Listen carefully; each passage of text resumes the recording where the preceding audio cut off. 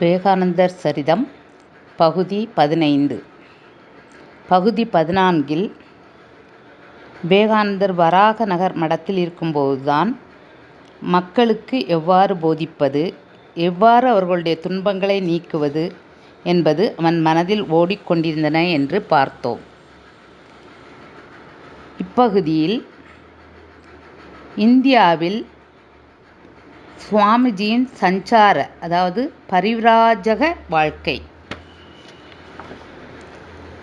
ஒருவர் துறவியாகும் போது ஒரு புது பெயரை தரிக்கிறார்.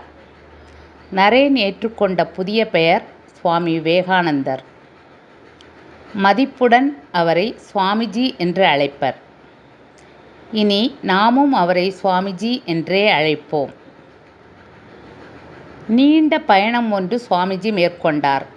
நாட்டு மக்கள் எவ்வாறு வாழ்கின்றனர் என்பதை அறிய ஆவலுற்றார். பாரத நாடு பழம்பெரும் நாடு, பலதரப்பட்ட மக்களின் தாய்நாடு. சுவாமிஜி அவர்கள் அனைவரையும் காண விரும்பினார்.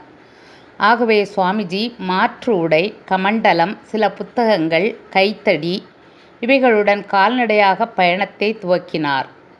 கிராமங்கள் மற்றும் நகரங்கள் வழியாக அவர் சென்றார். மரத்தடியில் உறங்கினார். கிடைத்ததை உண்டார்.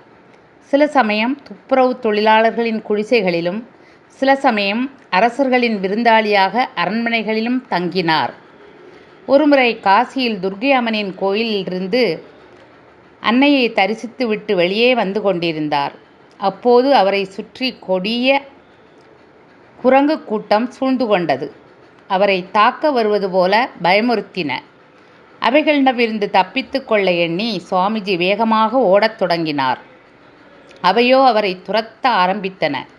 இதைக் கண்ட வயது முதிர்ந்த துறவி ஒருவர் சுவாமிஜியை நோக்கி, "நில், அவற்றை எதிர்த்து நில்" என்று கூறினார். சுவாமிஜி இதை கேட்டவுடனே நின்றார். திரும்பி குரங்குகளை எதிர்த்து நின்று அவற்றை பார்த்தார். மிரண்ட அவை ஓட்டம் பிடித்தன.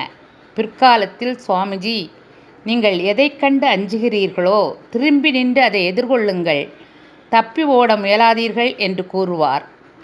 சுவாமிஜி காடுகளிலும் வனங்களிலும் பயணித்தார். பனிமூடிய இமயமலையை அடைந்தார் சுவாமிஜி. பல்வேறு கோயில்களையும் தீர்த்த தலங்களையும் தரிசித்தார். பிறகு இந்தியாவின் மேற்கு நோக்கிச் சென்று வெப்பம் நிறைந்த பாலைவனங்களை கடந்தார். பின்னர் சுவாமிஜி மும்பையை அடைந்தார். அங்கிருந்து பெங்களூர் சென்று கொச்சி, மதுரை வழியாக ராமேஸ்வரம் சென்றடைந்தார். எங்கெல்லாம் சென்றாரோ அங்கெல்லாம் மக்களின் வறுமை நிலையே அவர் கண்ணில் பட்டது. நன்றி.